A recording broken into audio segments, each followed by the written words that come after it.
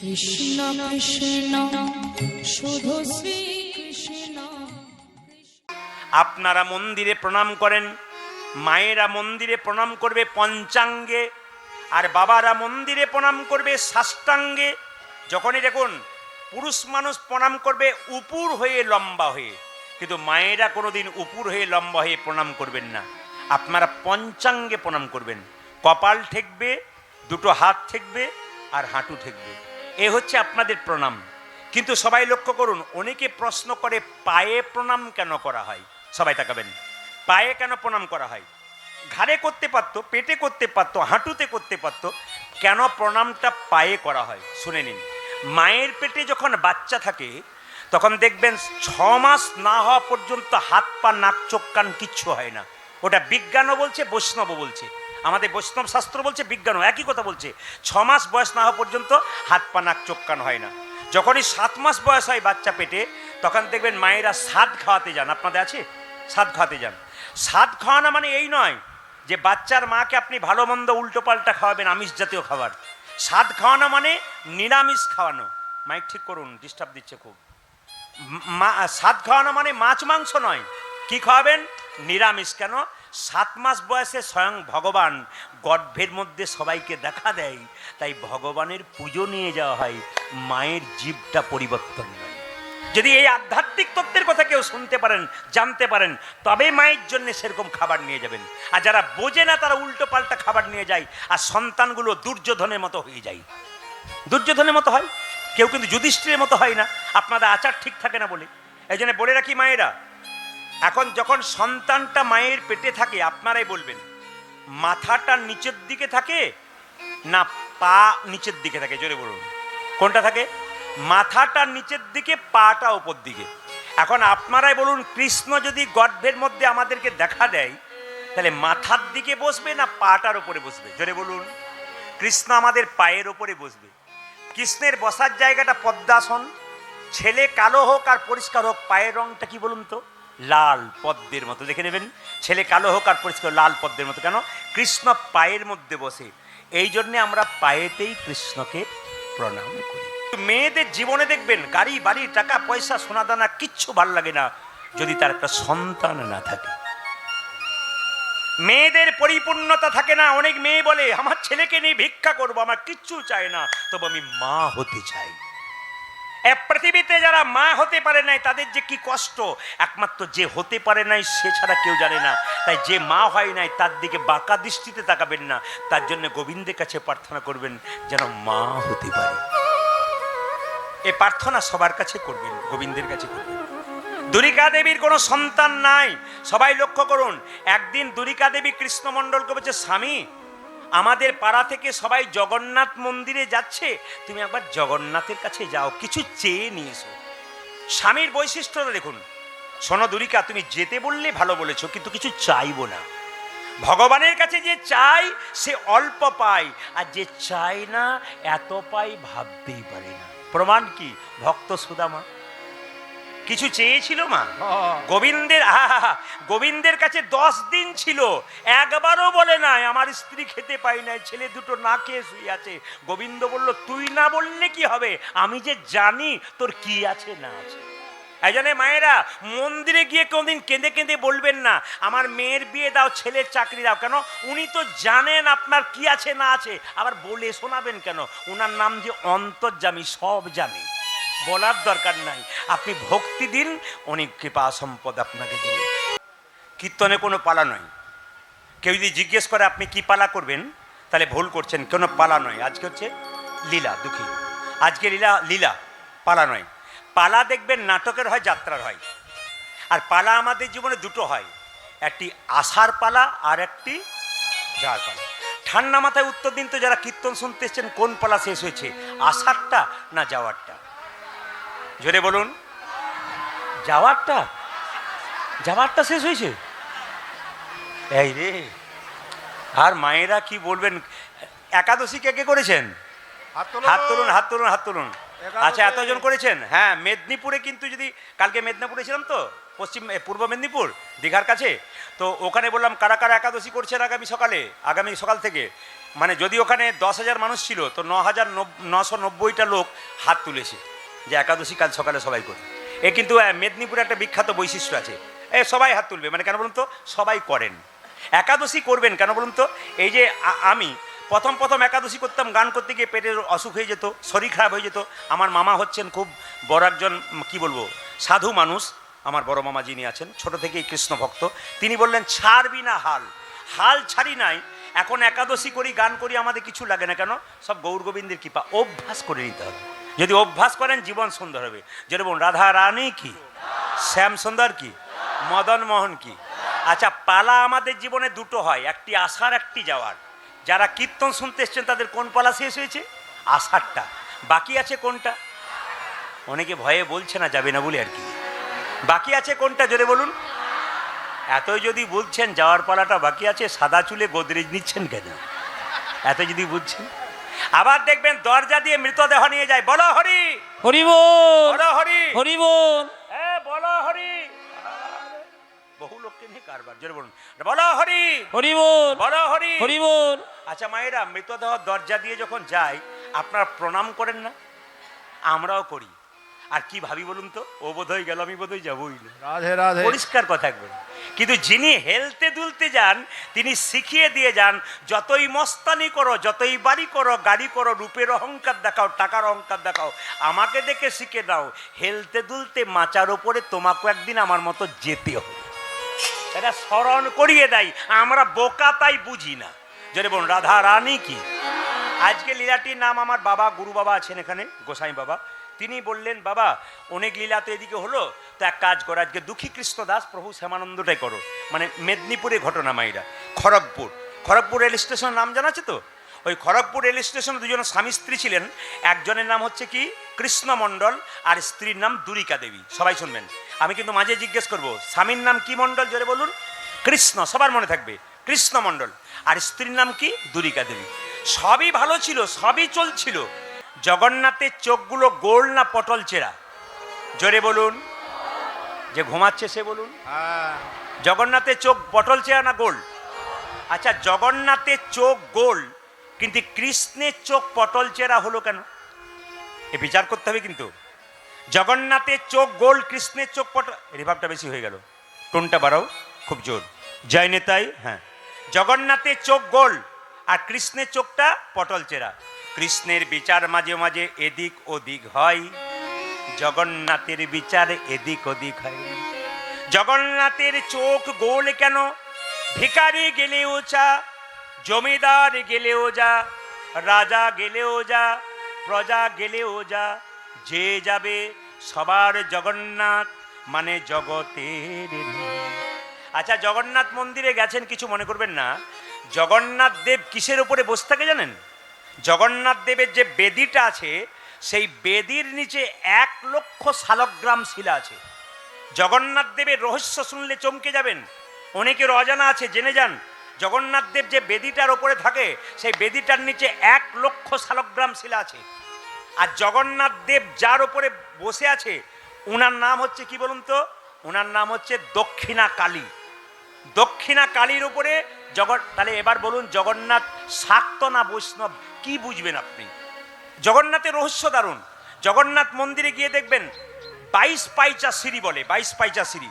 গিয়ে দেখবেন, গুনে দেখবেন 22টা পাইচা নাই, কটা আছে? 18 পাইচা। কেন? 18 দিন কুরুক্ষেত্রে যুদ্ধ, প্লেন হয়ে গেল। 18 দিন কুরুক্ষেত্রে যুদ্ধ হয়েছিল। হ্যাঁ, হয়নি মায়েরা? 18 দিন কুরুক্ষেত্রে যুদ্ধ হয়েছিল। 18টা অধ্যায় আছে শ্রীমদ্ ভাগবত গীতার, 335 অধ্যায়। 18 দিন ধরে কুরুক্ষেত্রে যুদ্ধ হয়েছিল। 18 পাইচা কিন্তু সিঁড়ি ওখানে দেখতে পাবেন। জগন্নাথ মন্দিরে যে পতাকাটা দেখবেন হাওয়ার উল্টো দিকে ঘুরে যায়। জগন্নাথ মন্দিরের ওপর দিয়ে কোনো পাখি উড়ে যেতে পারে না, খুব আশ্চর্যের ব্যাপার। আর জগন্নাথ দেবের মন্দিরে যে সবজি তৈরি হয়, বাজার থেকে কিনে আনা নয়, নিজেদের ফসল তৈরি করে দেওয়া হয়। এখন প্যাকেট মশলা ব্যবহার করা যায় না। কি মশলা ব্যবহার করা হয়? যে মশলাটা বাটনা বেটে আপনার তৈরি করেন সেইটা। আশ্চর্যের ব্যাপার, 7টা হাঁড়িতে রান্না হয়, তো প্রথমে ওপরের হাঁড়িটা রান্না হয়, তারপর সবশেষে নিচেরটা হয়। এ হচ্ছে জগন্নাথ দেবের একটা মহত্ব। জগন্নাথ দেবের মন্দিরে কৃষ্ণমণ্ডল প্রণাম করলেন। এদিকে তাকান, কেন পায়ে করব তার যুক্তি সবাই শুনে নিন। জগন্নাথ মন্দিরে কৃষ্ণমণ্ডল কেঁদে কেঁদে বলছে, ওগো জগন্নাথ, আমি তোমার কাছে কিছু চাইবো বলে এসেছিলাম, কিন্তু কি চাইবো? তোমার তো হাত নাই, তুমি দেবে কি? তোমার তো পা নাই, তুমি দেবে কি? ও মায়েরা, এইদিকে এইদিকে, আপনার কি কোনোদিন ভগবানকে কথা বলতে পেরেছেন? কেউ বলতে পারবেন না। কেন বলুন তো? এত সাহস কারো নাই। কিন্তু ভগবানকে সত্যিকারের ভালোবাসলে ভগবানকে দুটো কথা বলাও যায়, মনের মতো করে বলা যায়। কৃষ্ণ মণ্ডল বলছে, ওগো জগন্নাথ, তোমার হাত নাই, তুমি দেবে কি? তোমার পা নাই, তুমি দেবে কি? তোমার কাছে চাইতে এলাম, কি দেবে তুমি? জগন্নাথ যেন আকাশবাণী করে বলল পৃথিবীর সমস্ত ভক্তগণকে কৃষ্ণমণ্ডলের দ্বারা, ওরে কৃষ্ণমণ্ডল, আমার হাত নাই, এ হাত আমি তোদেরকে দিলাম কর্ম করার জন্য। আমার পা নাই, এ পা তোদেরকে দিলাম কর্ম করতে গেলে এক জায়গা থেকে অন্য জায়গা যেতে হবে। আমার যা নাই আমি তাই দিলাম। কৃষ্ণমণ্ডল কেঁদে কেঁদে বলল, জগন্নাথ, ওগো জগভুবন, লোকে তোমার কাছে গাড়ি বাড়ি টাকা পয়সা ধন দৌলত চাই, সবাই চায়, কিন্তু আমি কি চাইবো জানো? আমি ধন দৌলত টাকা পয়সা চাইবো না। যদি আমায় দেবে তবে কৃপা করে একটা জিনিস দাও, আমায় একটা কৃষ্ণ ভক্ত রাধে রাধে সন্তান দাও হে কৃষ্ণ কৃষ্ণ ভক্ত সন্তান রাখি, কৃষ্ণ ভক্ত সন্তান দাও হে। ওগো জগন্নাথ,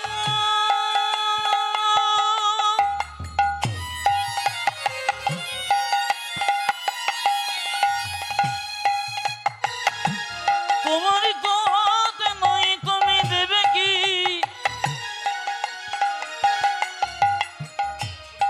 লোকে তো টাকা পয়সা ধনে পরিষ্কার করুন, দৌলতে সবাই ফোনগুলো পরিষ্কার চায়, সাফ করুন।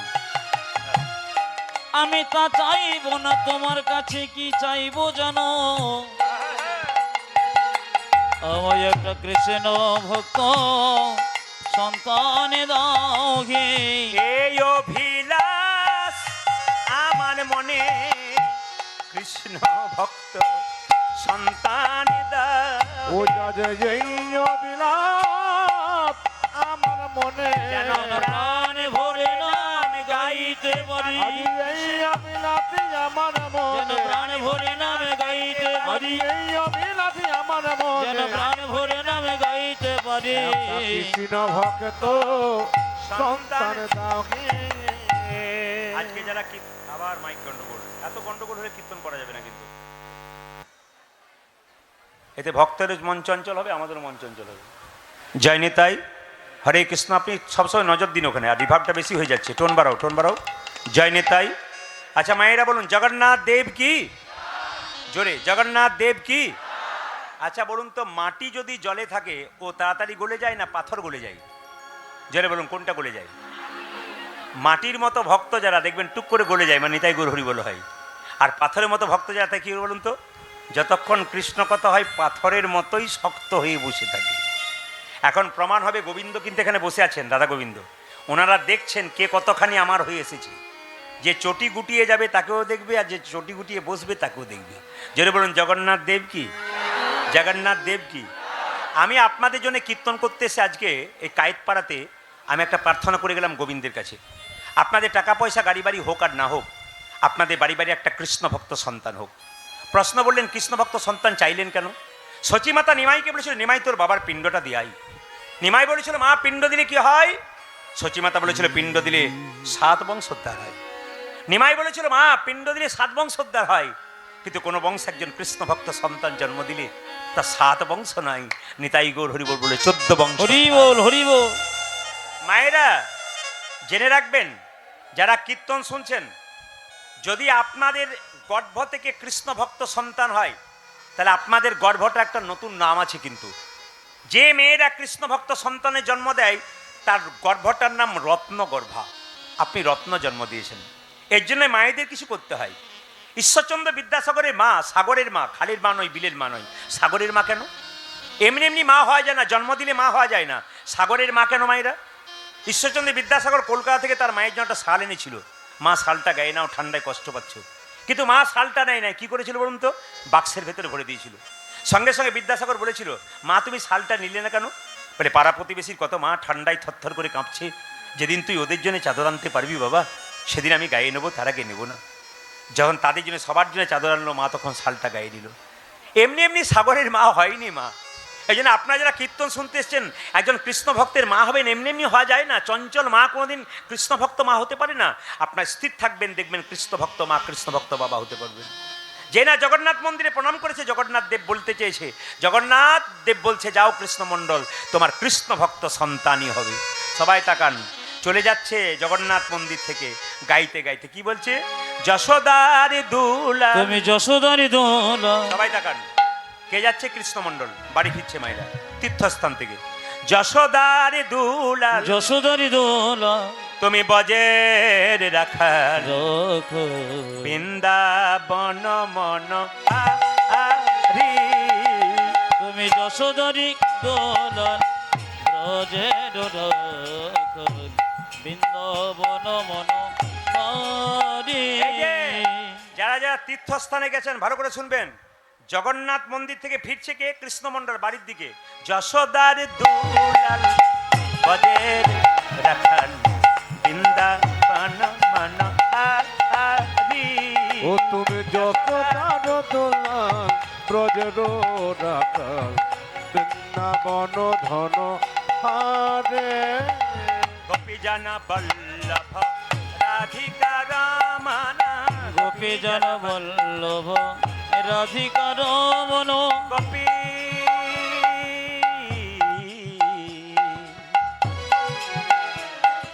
গোপী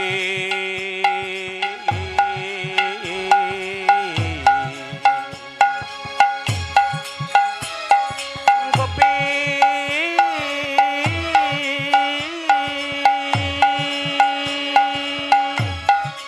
হে প্রাণ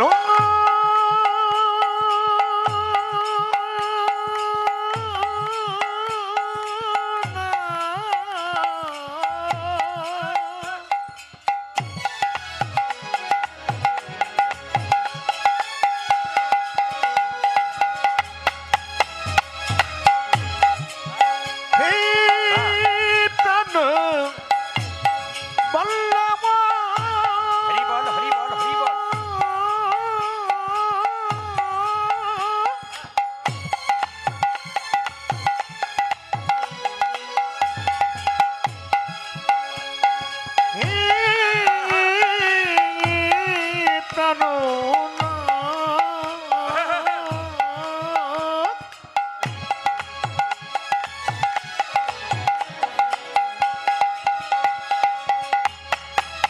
হে প্রাণ বল্লভ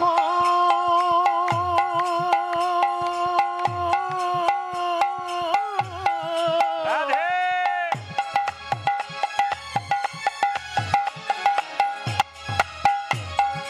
হে প্রাণ বল্লভ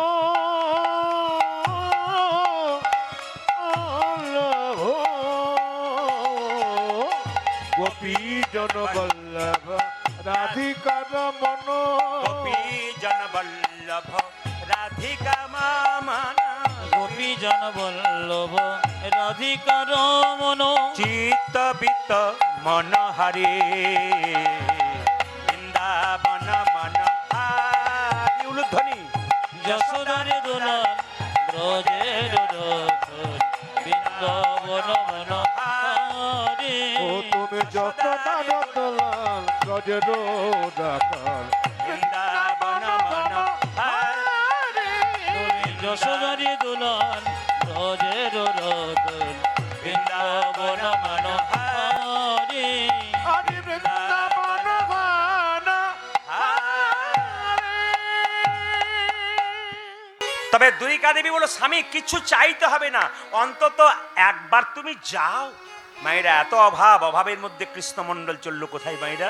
সবাই তাকান, চললো কোথায়? জগন্নাথ মন্দির। জোরে বলুন জগন্নাথ দেব কি, জয়। জগন্নাথ দেব কি। সবাই জয় জগন্নাথ, জয় জগন্নাথ। জয় জগন্নাথ, জয় জগন্নাথ। জয় জগন্নাথ, জয় জগন্নাথ। জয় জগন্নাথ জয় জগন্নাথ জয় জগন্নাথ জয় জগন্নাথ। জয় জগন্নাথ জয় জগন্নাথ। ভগবান কৃষ্ণের আরেকটা রূপ হচ্ছে জগন্নাথ দেব। তিনি হচ্ছেন সবরদের দেবতা। সবর মানে কি? খুব নিজ জাতের দেবতা তিনি, কিন্তু সবার হয়ে গেলেন কিভাবে তা প্রমাণ পাবেন। জয় জগন্নাথ জয় জগন্নাথ জয় জগন্নাথ জয় জগন্নাথ জয় জগন্নাথ জয় জগন্নাথ জয় জগন্নাথ জয় জগন্নাথ। জয় জগন্নাথ জয় জগন্নাথ আজি জয় জগন্নাথ জয় জগন্নাথ জগন্নাথ স্বামী জগন্নাথ স্বামী নয়ন পথ আমি জগন্নাথ স্বামী নয়ন পথগামী। বলো জয় জগন্নাথ জয় জগন্নাথ জয় জগন্নাথ জয় জগন্নাথ আজি জয় জগন্নাথ জয় জগন্নাথ। জয় জগন্নাথ জয় জগন্নাথ আজি জয় জগন্নাথ জয় জগন্নাথ জয় জগন্নাথ জয় জগন্নাথ জয় জগন্নাথ জয় জগন্নাথ। জগন্নাথ দেব কি জয় জগন্নাথ দেব কি। জয়। আচ্ছা বাবা, আজকে এত ডিস্টার্ব কেন বাবু?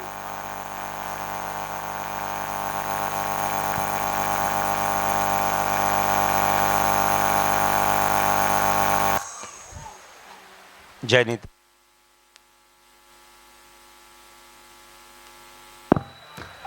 জয় নিতাই।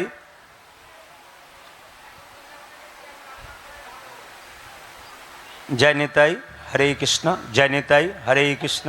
হেলো, জয় নিতাই হরে কৃষ্ণ। Hello hello. যেরকম রাধা রানী কি